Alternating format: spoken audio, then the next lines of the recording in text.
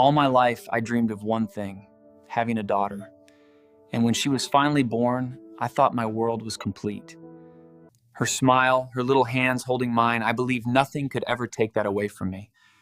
But then, one question appeared. A single doubt. And suddenly, everything I thought I knew about my life, my love, and my family was at risk.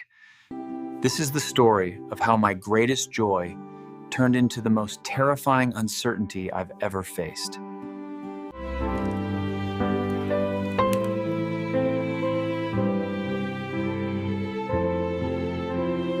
My name is Michael Harrison, and I'm a 34-year-old construction foreman from Denver, Colorado.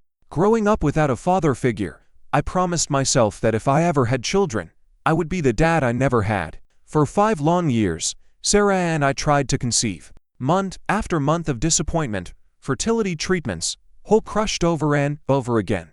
Then one February morning, Sarah burst into our kitchen crying, holding a pregnancy test. "Michael, we're going to have a baby." I spun her around our tiny apartment until we were both dizzy with joy. Our miracle was finally happening. When Emma Rose Harrison was born on that snowy February day, weighing 6 pounds 8 ounces, her tiny fingers wrapped around mine with impossible strength. When she opened those deep blue eyes and looked directly at me, I felt unconditional love for the first time in my life. Those first 2 years were pure magic. I changed every diaper, gave every bath I could, read bedtime stories until my voice was hoarse. Sarah would joke that I was obsessed. "You're going to spoil that girl rotten," she'd laugh. Emma's first steps happened during a backyard barbecue. She let go of the patio chair and toddled straight into my arms. Her first word was "Dada," and I swear my heart exploded with pride. I documented everything: photos, videos, letters I wrote her for when she got older. When she started talking, she would announce to everyone, "My daddy is the strongest man in the whole world." And God help me, I felt like I was, but life has a cruel way of testing us when we're happiest. It was a Tuesday in March when my phone rang at the construction site. Dr. Peterson from Emma's clinic, his voice unusually serious. "Mr. Harrison, I need you and your wife to come in immediately. There are test results we need to discuss." My blood turned to ice. "Is Emma okay?" "She's fine. But there's something else, something urgent." I left work instantly, called Sarah. We drove to the clinic in tense silence, Emma playing happily in her car seat, completely unaware that this routine visit was about to shatter everything we thought we knew about our family. What would you do if you got that kind of phone call? Would you have the courage to hear what the doctor had to say? The fluorescent lights in Dr. Peterson's office seemed blindingly bright as we sat down. Emma played with blocks in the corner, her blonde curls bouncing as she built her tower. The blood work revealed something unexpected. Dr. Peterson began, nervously adjusting his glasses. "Emma has type O blood. You both listed yourselves as type O positive. While not impossible, it's extremely rare for two type O parents to have a type O child." The room started spinning, Sarah's face white as snow. "What exactly are you saying?" I managed to ask. "We need to verify everyone's blood types. For Emma's medical safety, we need accurate family information." That night, Sarah and I lay awake staring at the ceiling, Emma nestled between us. I stroked her hair, memorizing her peaceful face.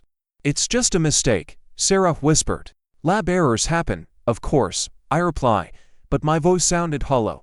We returned the next morning for new blood tests. Emma was so brave, barely crying. "Daddy, I was strong like you," she announced proudly. Then came the waiting, 3 days that felt like 3 lifetimes. But what I discovered when that phone finally rang, it would change everything I thought I knew about the little girl sleeping in my arms. I was installing drywall in a new development houses that looked exactly like the neighborhood where Sarah and I dreamed of buying Emma her forever home when my phone rang. Dr. Peterson's voice was clinical, professional. "Mr. Harrison, the results are in. You and your wife are both type O positive as indicated. Emma is definitively type O negative. Genetically speaking, double quotes." The phone slipped from my hand. I sat down hard on a stack of lumber, my legs refusing to hold me. The words became a buzzing roar in my ears, but the message was crystal clear. Emma couldn't be my biological daughter. I'm curious, what city do you think holds the key to this family's future? Drop your guess in the comments. That evening, I picked Emma up from daycare as usual. She ran to me with tear-joy, arms wide open. "Daddy, Look what I made you. A crayon drawing stick figures of our family with I love you daddy in wobbly letters. I knelt down and hugged her so tight she giggled. I love you too, sweetheart. More than you'll ever know. But driving home, one thought echoed in my mind. If I'm not her father, who is? That night, after Emma was asleep, Sarah and I sat at our kitchen table. The silence stretched forever. Finally, I found my voice. Sarah, we need to talk. She looked up with tear-filled eyes. Michael, I can explain. For words that hit like a sledgehammer. My stomach dropped. This wasn't a lab error. This was real. Explain what? Exactly. Sarah began sobbing deep, wrenching cries that shook her whole body. It was during our breakup, those 3 months when you wanted to see other people, I remembered. 4 years ago, the stupidest decision of my life. There was someone else, she whispered. Only a few weeks. When we got back together, I thought. I hope ... I never imagined ... who. The word came out like a growl. Sarah covered her face. Jake Morrison. Jake Morrison. My former best friend. My best man, the guy who gave a speech about how meant to be our love was. The same Jake who came for barbecues, played with Emma, called her Uncle Jake's favorite girl. I stood so fast my chair crashed backward. Jake has been coming to our house for 2 years. Playing with my daughter with his daughter and you never thought to tell me. Michael, please. Does he know? I was pacing now, fists clenched. Does Jake know Emma might be his? No. Nobody knows. I convinced myself it couldn't be true. The timing seemed impossible. But it's not impossible, is it, Sarah? We stood in our kitchen where we'd celebrated Emma's first birthday, where I'd taught her to count with cereal and it felt like a crime scene. Have you ever had a moment where your entire world shifted in an instant? When everything you believed turned out to be built on lies? I grabbed my jacket. I need air. Where are you going?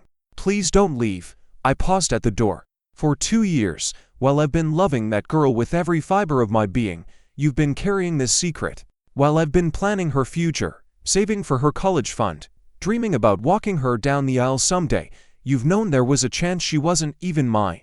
She is yours, Sarah said desperately. Biology doesn't change that, but I was already walking out.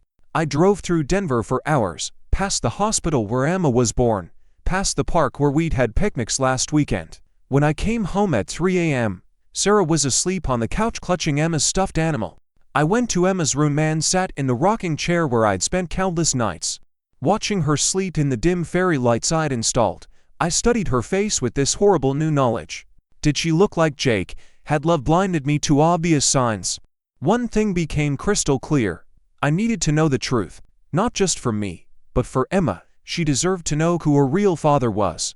What I was about to discover would test everything I believed about love, family, and fatherhood itself. The next morning, I drove straight to a discreet medical lab across town. Patricia, the kind receptionist, explained the paternity testing process. We'll need DNA samples from you and your daughter. Simple cheek swabs, completely painless. My hands were shaking as I scheduled Emma's appointment for that afternoon. The lie to Sarah tasted bitter. Just a follow-up for her routine blood work, Emma was fascinated by the lab, asking a million questions. What's that machine do, Daddy? Why do they need my spit? You're such a curious little scientist, I told her, the words catching in my throat. If you were in my position, would you have the strength to go through with that test? Knowing it could destroy everything, the next few days passed in a suspended nightmare.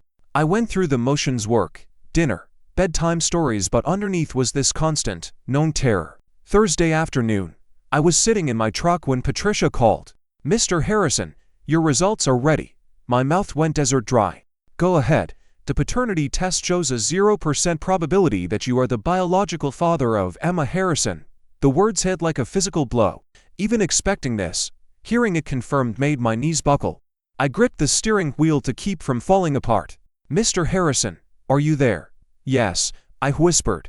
I'm here. After hanging up, I sat in that truck for over an hour, staring at nothing. Emma wasn't my biological daughter. The child I'd loved more than life itself wasn't mine. But even as that devastating truth sank in, I realized something else. It didn't change how I felt about her. Not one bit. That evening, I told Sarah about the test. We both cried, but there was strange relief in finally having the truth. What happens now? She asked. I looked toward Emma's room. Now I confront Jake Morrison. Because Emma deserves to know who her biological father is, even if I'm the only father she ever need. But the confrontation I was planning would reveal something I never expected. Saturday morning. Murphy's coffee shop on Grant Street. I needed a public place where I was less likely to completely lose control. Jake arrived 15 minutes late with that easy smile that had made him popular since high school. Hey buddy. Sorry. Jennifer had me running errands. Jake, we need to talk about something serious. His smile faded. You look terrible. Man, what's wrong? I showed him a photo of Emma from her birthday party. Bright smile, blonde curls, sparkling blue eyes. Look at this picture. Really, Loke? Jake glanced at it, confused. I see Emma. She's beautiful. Michael, what's going on? Look closer. Think back 4 years ago. March 2019. You and Sarah. The color drained from his face completely. He set the phone down like it might explode. Jake, I need you to understand something. I slid the paternity test results across the table. Emma isn't my biological daughter. The coffee shop went silent. Jake's hands shook as he read the document. When he looked up, his eyes were filled with shock, guilt, and recognition. I wondered, he whispered. God help me. When she was born, I wondered.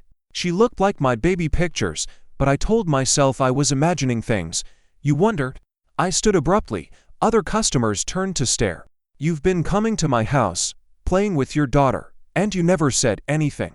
I didn't know. Jake leaned forward desperately. I suspected, but what was I supposed to do? Destroy your family based on a feeling? What would you do if you discovered your best friend might be your child's real father? Could you handle that conversation? What do you want from me now? He asked. I want to know if you're ready to step up and be Emma's father. Jake's eyes went wide. What? No. Michael, you're her father. Some DNA test doesn't change that, but it changes everything legally. Her medical history, inheritance rights, her identity. She comes from love, Jake said desperately. She comes from you reading bedtime stories and teaching her to ride a bike. That's what matters. We sat in tense silence. Finally, Jake asked, Can I ask you something? I nodded. Do you still love her, despite everything? The answer came without hesitation. More than ever. Then you're her real father. Biology be damned. Jake looked directly into my eyes. You're the best father that little girl could ever have. Don't let this change that. Driving home, I felt something unexpected. Clarity. The truth was out. Jake's reaction was honest and supportive. Now came the hardest part, rebuilding our family with this new reality. Emma was waiting when I walked through the door, face lighting up. Daddy, you're home. Will you read me a story? I scooped her up, holding her close. Of course, sweetheart, Daddy will always read you stories. The test results couldn't change that, nothing ever would. But just when I thought we could handle this as a family, a new threat emerged that would put everything at risk. 2 months into our new normal, Jake visiting weekly, Sarah and I rebuilding trust through counseling. I thought we had everything under control. Then Jake's wife Jennifer found out. Tuesday evening, Jake called in a panic. Michael, we need to meet. Tonight. Jennifer knows everything and she's lost her mind. Same coffee shop, but this time Jake looked like a man facing execution. She found Emma's paternity test results in my wallet, he said, hands shaking. She was looking for parking change and discovered everything.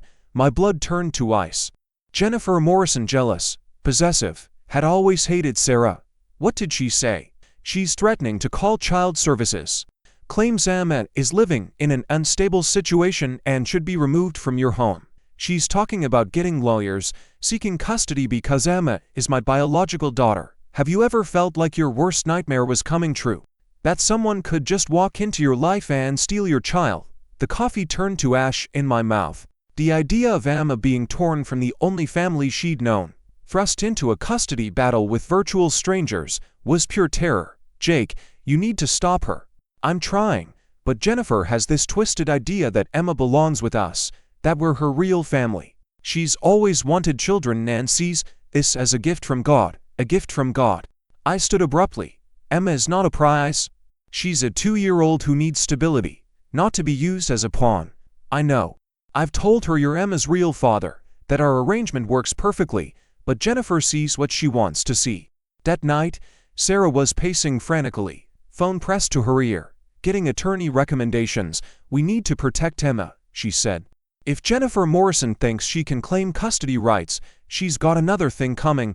Could you imagine fighting for the right to keep your own child? The child you've raised and loved from birth. The next morning, we sat in Rebecca Chen's office like it was a war room. Legal documents spread across the conference table.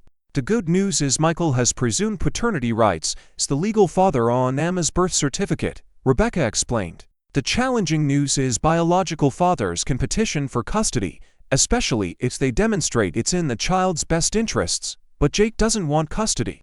That may be true, but if Jennifer convinces him to file or pressures him into it, we could have a real fight.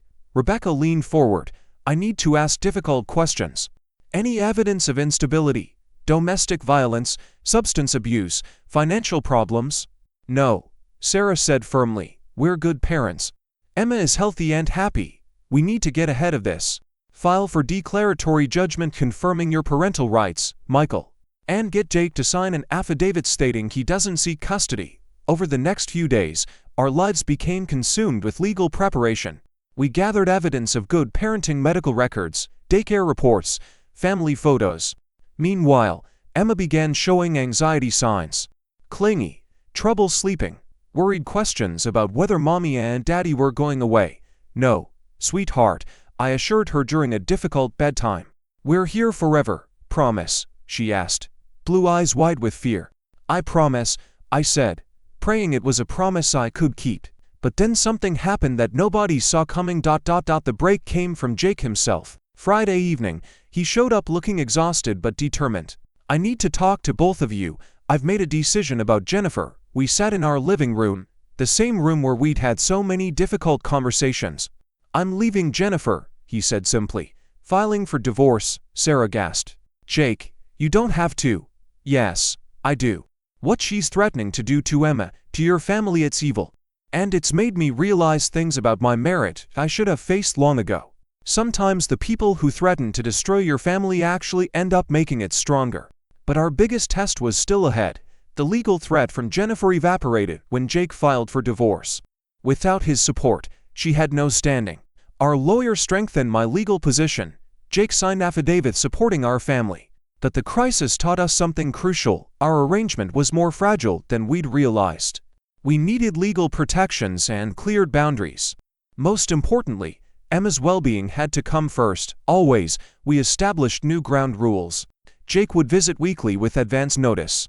He'd respect our parenting decisions and support our authority. He'd never attempt to claim parental rights or confuse Emma about family roles. Here's what I want to ask you. What do you think makes someone a real parent? Is it biology or something deeper? The first dinner with our new normal was surreal. On the surface, it looked like any evening we'd shared before, Emma chattering about her day, Sarah's famous lasagna, small talk about work. But underneath, everything was different. I watched Jake with Emma through new eyes. Did he hold her longer when she climbed on his lap? Did his smile seem different when she laughed? After dinner, Emma asked, "Can Uncle Jake see my new dollhouse?" I nodded. "Go ahead." 20 minutes later, Jake returned with slightly red eyes. "She's amazing. You two have raised an incredible little girl. She's pretty special," I agreed. For the first time since learning the truth, we sat down for complete honesty about the future. "Jake, you're welcome to be part of Emma's life," I began. "But I need to be clear about boundaries. I'm her father. That's not negotiable. Absolutely. I would never want to confuse her or create conflict." More regular visits, Sarah added.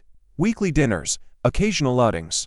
You become a consistent presence, but always as Uncle Jake. When she's much older, maybe teens, we tell her the full truth. Jake was quiet, processing. "Can I ask why you're willing to do this?" "Most men would want me gone completely. Because it's not about what I want. It's about what Emma needs. She's happy and loved, and you genuinely care about her well-being. Why would I deprive her of that?" We talked for another hour, establishing expectations. Jake would respect our authority, support our decisions, never attempt to claim rights. Before leaving, Jake pulled me aside. "What happened between Sarah and me was the biggest mistake of my life. Not because it led to Emma, she's perfect, but because it put you in this position. You deserve better, maybe. But this is our reality now. We can handle it with dignity or let it destroy everything good. I choose Emma." Jake extended his hand. "Thank you for letting me be part of her life. Don't make me regret it." Later, as Sarah and I cleaned up, Emma already asleep upstairs, I felt something I hadn't in months: optimism. That the real test of our unconventional family was about to begin. 6 months later, our routine had found its rhythm. Jake's weekly visits became natural. He'd arrive for dinner, help with homework, play games with Emma. She adored Uncle Jake and never questioned why he'd become such a regular presence. During one visit, Emma was showing Jake her latest art project when she said something that stopped me cold. "Uncle Jake, why don't you have any kids of your own?" Jake glanced at me, uncertain. We'd prepared for questions, but this one felt loaded. "Well, Emma, not everyone gets to have children," he said carefully. "But I'm lucky because I get to spend time with special kids like you. You'd be a good daddy," Emma said matter-of-factly, then went back to coloring. The innocence of her words hit both of us. Jake's eyes filled with tears he tried to hide. Can you imagine how it feels when your child unknowingly talks to their biological father about being a parent? Later that evening, after Emma was asleep, Jake and I talked on the back porch. "That was harder than I expected," he admitted. "She doesn't know," I said. To her, "You're just Uncle Jake who cares about her. Sometimes I wonder what it would have been like if things had been different." I studied his face. "Do you regret our arrangement? Wish you could tell her the truth?" Jake was quiet for a long moment. "No, because watching you two together. Michael, you're not just her father. You're the father she was meant to have. Biology doesn't create that bond. Love does." It was in that moment I realized something profound. Jake wasn't a threat to my relationship with Emma. He was an ally, someone who genuinely wanted what was best for her, even if it meant staying in the background. What would you do if someone who could claim your child instead chose to support your family? Could you trust that generosity? Sarah and I had been rebuilding our marriage through counseling. Dr. Sharma helped us work through the betrayal, the lies, the fundamental trust that needed rebuilding. "Michael, you've made a choice to forgive," Dr. Sharma observed during one session. "But forgiveness isn't the same as forgetting. How are you processing the ongoing presence of that choice?" "Every day I choose Emma," I said. "Every day I choose our family." The anger I had toward Sarah, toward Jake, toward the situation, it was eating me alive.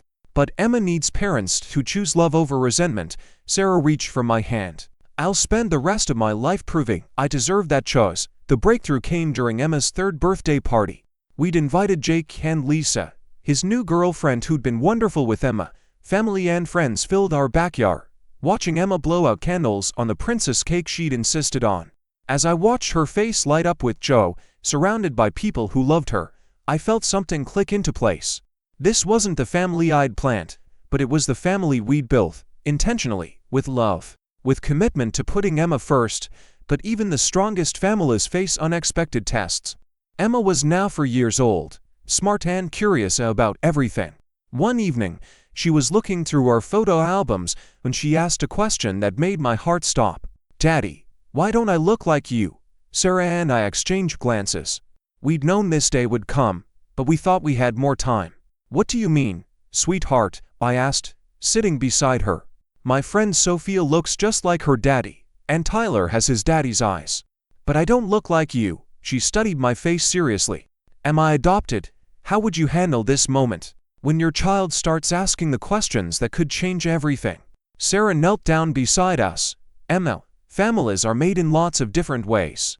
What matters isn't how you look, but how much we love each other. But I want to look like you, Daddy," Emma said, and I felt my heart break a little. "Sweetheart, you are perfect exactly as you are. And you do look like me in the ways that matter most. How? You have my stubborn streak when you don't want to clean your room. You have my curiosity about how things work. You have my love for bedtime stories and my terrible singing voice." Emma giggled. "You do sing terrible, Daddy. See? We're more alike than you know." But that night, as Sarah and I talked, we realized Emma was getting older. Her questions would become more sophisticated. We needed to prepare for the conversation about her origins. "Dr. Sharma thinks we should tell her soon," Sarah said. "Before she figures it out herself or hears it from someone else." The thought terrifying me. What if knowing the truth changed how Emma saw me? What if she started wanting Jake to be her real daddy? Have you ever been afraid that telling the truth might destroy the most important relationship in your life? But we scheduled the conversation for Emma's 5th birthday. Old enough to understand, young enough that it wouldn't shake her fundamental sense of identity. The night before the talk, I sat in Emma's room watching her sleep, surrounded by the fairy lights I installed years ago. Tomorrow, everything might change. Sweet dreams. Why, beautiful girl, I whispered. No matter what happens tomorrow, you'll always be my daughter. She stirred in her sleep and whispered back, love you too, Daddy. What I didn't expect was how Emma would react to learning the truth. Emma's 5th birthday arrived with spring sunshine and butterflies in my stomach. We'd planned the conversation for after her party, when she was happy and secure from a day of celebration. Sarah and I had rehearsed this moment with Dr. Sharma. We had age-appropriate words prepared, reassurances ready, answers for the questions we expected. Emma, can we talk about something important? I asked, sitting on her bed surrounded by new birthday presents. She looked up at me with those blue eyes I'd loved since the day she was born. Are we getting a puppy? She asked hopefully. I smiled despite my nerves. No, sweetheart. This is about Uncle Jake and how he became part of our family. For the next 20 minutes, I explained in simple terms how sometimes families are created in different ways. How Uncle Jake helped create her, but I was her daddy in every way that mattered. How she was wanted and loved from the moment she was born. Emma listened with serious attention, asking clarifying questions that showed she was processing carefully. So Uncle Jake is like my birth daddy, but you're my real daddy. We're both real, sweetheart. Uncle Jake helped make you, but I'm the daddy who raises you every day. She thought about this. Like Sophia's stepdad is her real dad even though her birth dad lives far away. Exactly like that. Emma nodded solemnly, then brightened. So I had extra people who love me. Sometimes children understand complex truths better than adults do. That her next question surprised me. That's good, she said. Can I still call you daddy? Forever and always. I will always be your daddy, no matter what, and Uncle Jake can still visit. Of course. Emma hugged me tightly. I love you, Daddy. And I love Uncle Jake too. And Mommy. I have the most love of anyone. That evening, after Emma was asleep, Sarah and I sat on our porch swing, amazed at how well she'd handled the truth. She's incredible, Sarah said. So resilient, she gets that from you. I reply. No, she gets that from being raised by parents who love her unconditionally. From having a family that chose to work through the hard stuff instead of giving up. But our story isn't over yet. Because sometimes, the end is really just the beginning. Today, Emma is 7 years old. She's in 2nd grade, plays soccer, loves art class, and still insists on bedtime stories every night. She calls me Daddy, calls Jake Uncle Jake, and has never questioned that she's exactly where she belongs. Jake remarried a wonderful woman named Lisa who adores Emma. They have dinner with us every week, attend Emma's school plays, and are part of our extended family in every way that matters. Sarah and I renewed our wedding vows 2 years ago with Emma as our flower girl. It took years of counseling, but we rebuilt our marriage stronger than before on complete honesty and shared commitment to our daughter. But here's what I need you to understand about what really makes a family. Being Emma's father taught me the most important lesson of my life. Love is a choice you make every single day. Every morning when she calls Daddy, I choose to answer. Every scraped knee, every bedtime story, every moment of teaching her about the world, those are choices I make because I love her, not because we share DNA. Jake helped create her, and I'm grateful for that gift. But I raised her, I formed her character. I'm the one she runs to when she's scared, the one she calls when she needs advice. So let me ask you one final question. What do you think makes someone a real parent? Share your thoughts in the comments. I genuinely want to hear your perspective. The truth about Emma's paternity didn't destroy our family, it made us stronger. It forced us to build our relationships on intention rather than assumption, to choose each other deliberately every single day. To anyone facing a similar situation, questions about paternity, blended families, adoption, any non-traditional family structure, love really is enough. Not easy love, but committed, daily, intentional love. Emma will face challenges as she grows up. But she faced them knowing she's surrounded by people who chose to love her, who fought for her, who built their lives around her well-being. Family isn't defined by biology. It's defined by showing up, by choosing each other, by putting children first, and by building something beautiful from whatever circumstances life gives you. Real love, real family, real fatherhood, it's all about choice. And I choose Emma, every single day, for the rest of my life. Because in the end, the families we build with intention are always stronger than the ones that happen by accident. Thanks for following our story. Remember, choose your family, choose love, choose to show up, no matter how complicated things get. That's what being a real parent means.